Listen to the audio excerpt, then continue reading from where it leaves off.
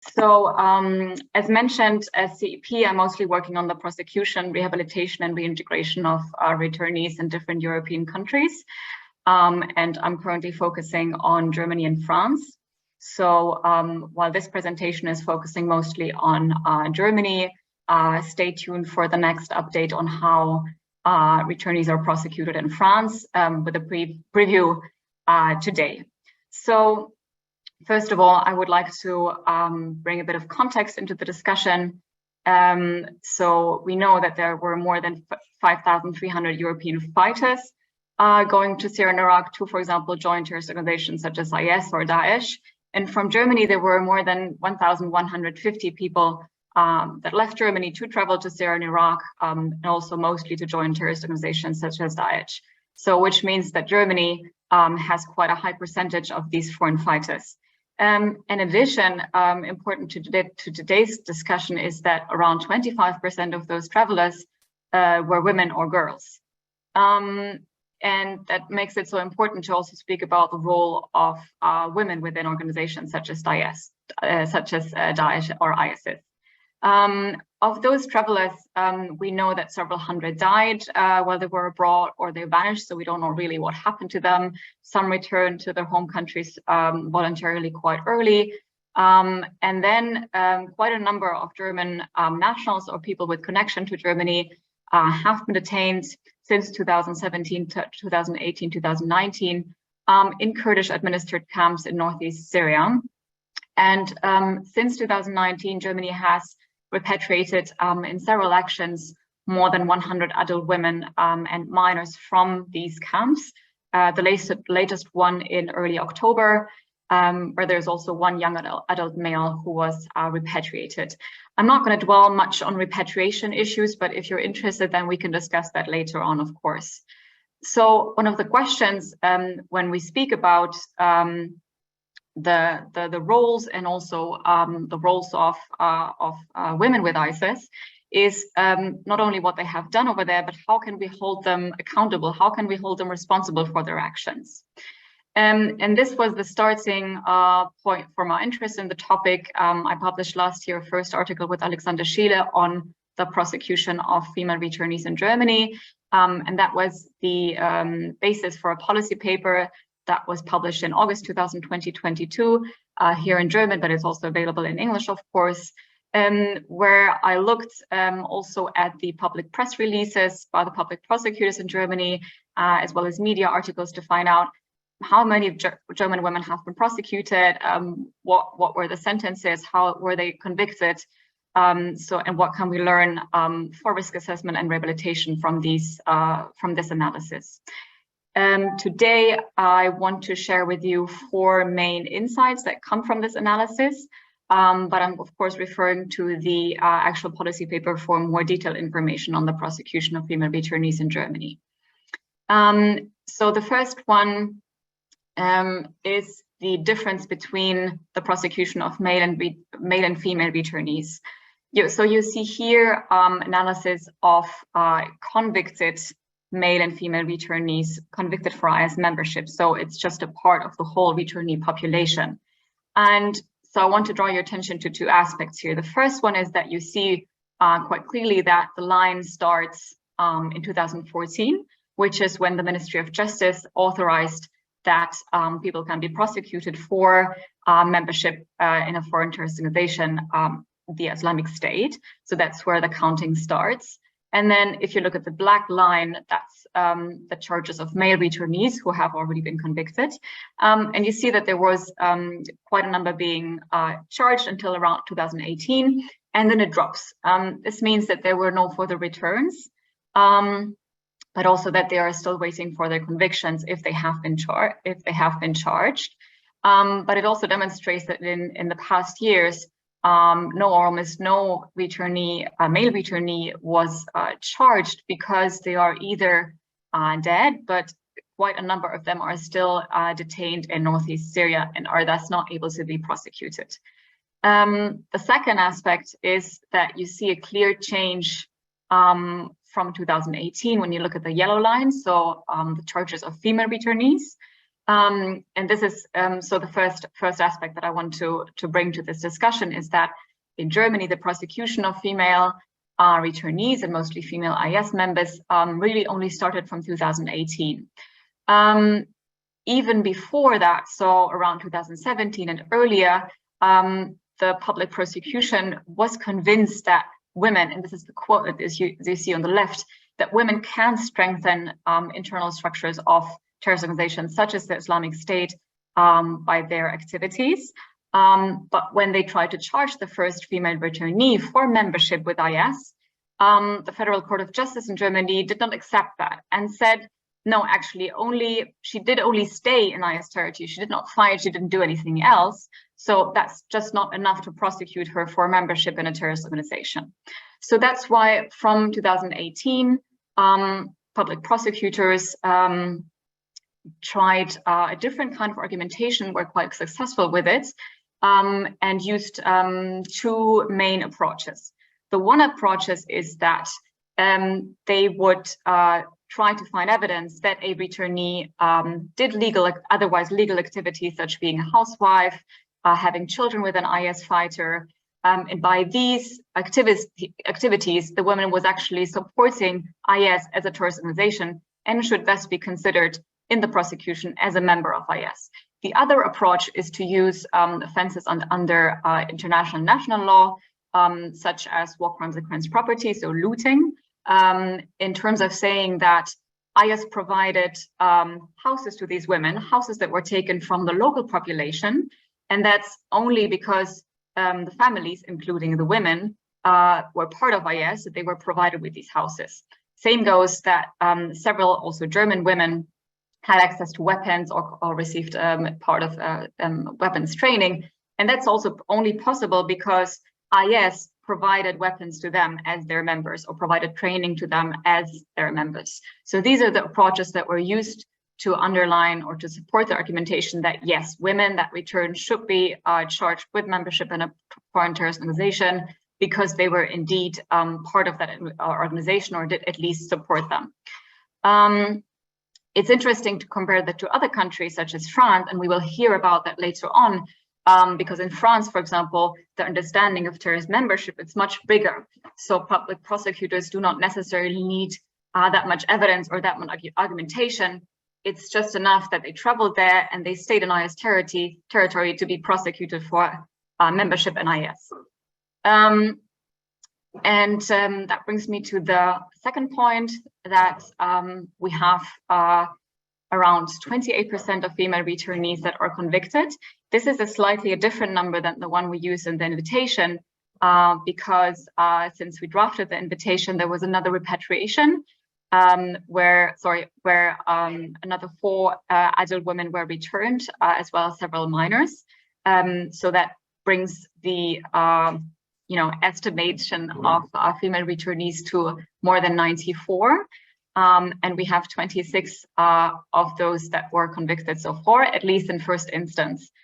So in some cases, one of the parties can appeal the verdict, but so far, most of the verdicts are confirmed. And again, this is the number of October 2022, so there are several ongoing trials. There are more charges that are brought against, for example, the women that were repatriated in the last month. So we will see more and more convictions that follow the same logic that we have seen in the first point that I made. And just very quickly, so the most common convictions is, of course, membership in or support of a foreign terrorist organization. So that's 25 of the 26 that were convicted for that offense. Then, as I said, violation of the War Weapons Control Act, but also war crimes against property. And then finally, the failure to fulfill duty of care and education. So, for example, bringing their children to a war zone or putting them in grave danger. The third point that I want to make, or the third insight that I want to share, is the importance to understand how women were also perpetrating crimes against Yazidis. In the paper, you will find 3 short case studies that I want to also present very shortly today, just to give you an understanding. So Jennifer W. Was the first conviction for war crimes and crimes against humanity, because she let a young Yazidi girl die. that was punished by her husband. So while while her husband was maybe more guilty of the crime itself, she had a key role to play to not aid the child and to let it die. And that was one of the first convictions in that sense. The second case is that of Yalda, who was convicted in Hamburg for aiding and abetting genocide, also for crimes against a Yazidi enslaved girl. And then finally, Sarah O, who was the first conviction for aiding gender-based violence. And I'm very happy to also have a legal expert here. So Lily will be talking more about what that means and how important it is to consider different forms of offenses under international criminal law. So she was convicted for crimes against humanity resulting in death by enslavement, crimes against humanity resulting in persecution, and aiding and abetting in crimes against humanity by rape. So here we see very clearly the importance of using international criminal law to prosecute female returnees. That's just an overview to see how far are the selected convictions of female returnees. So also deprivation of liberty was used. And then, of course, as I mentioned, war crimes against persons and crimes against humanity. The fourth aspect that I wanted to share is that because we have had these trials, and these trials of female returnees, we're not only focusing on the membership, but also what they did while they were staying with ISIS, also allows us to understand more about their profiles, about the roles of female IS members, and what that would potentially mean for risk assessment. So there are 4 main role clusters, if you will, that are important in this discussion. So first, almost all women that went off to join ISIS would marry a fighter or marry a male IS member, and then be mostly a housewife living in a house provided by IS, being responsible for having children, at least one child, educating those children, but also indoctrinating them. So for example, Stephanie A was convicted for having her 13-year-old son start a military training with IS, and then he later died during a bomb attack. Another role cluster is anything that is related to recruiting, propaganda, and fundraising. So for example, currently Mandy B is charged in Berlin for her activities of propaganda and fundraising while she was still in a Kurdish camp. So even after the collapse of the so-called caliphate, there are still ongoing activities that these women do, and where we are trying to hold them accountable for. A third role cluster is those of more administrative roles, but mostly also security-related roles. So more than half of the female returnees were convicted for violations of the War Weapon Control Act because they had access to weapons such as Kalashnikovs, but also in some cases to suicide belts, were trained how to use them. Others such as Scholar Josefina S. was a driver for the Katiba Nusayba, so a policing unit. Also Salala M is currently charged for being a member with the female-only unit policing unit. So while these are still exceptions, it's still important to consider what this means in terms of security and risk assessment.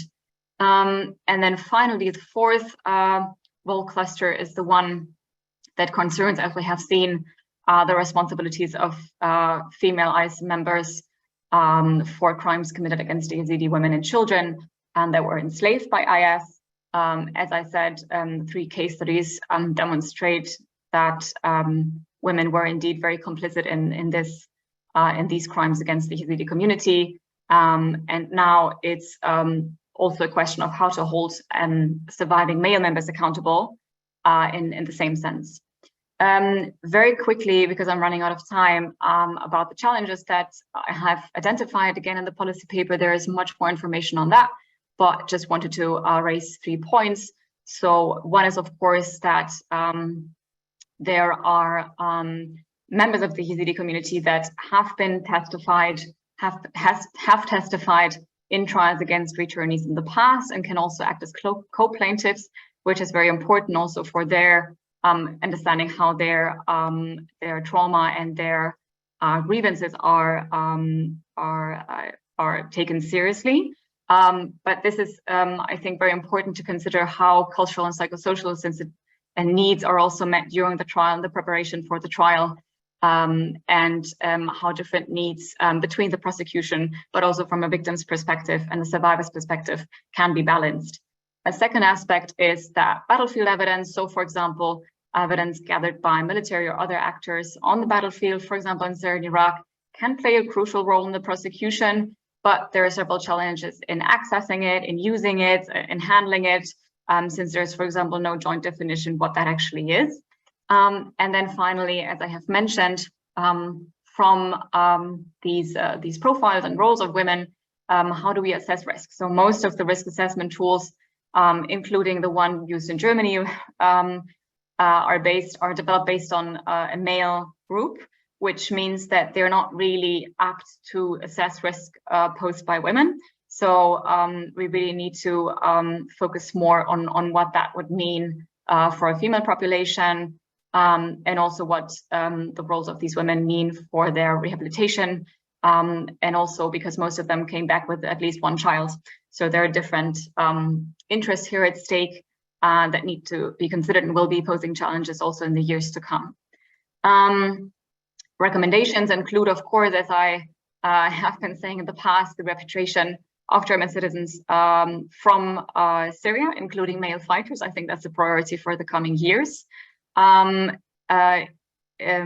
Improve the exchange formats between prosecution, between countries on a bilateral basis. So there are already many efforts ongoing by Eurojust and so on, but I think this bilateral format is still something that needs to be explored to understand each other's challenges, for example, between Germany and France. And then, as I said, have exchange formats between prosecution and NGOs that have access or that work with the Yazidi community and other survivors to understand each other's needs and how to achieve the best possible outcomes of both parties. And then finally, as I said, develop gender-sensitive risk assessment as well as risk management approaches. So I'm very much looking forward to the other presentations and also to your questions, and I thank you for your attention.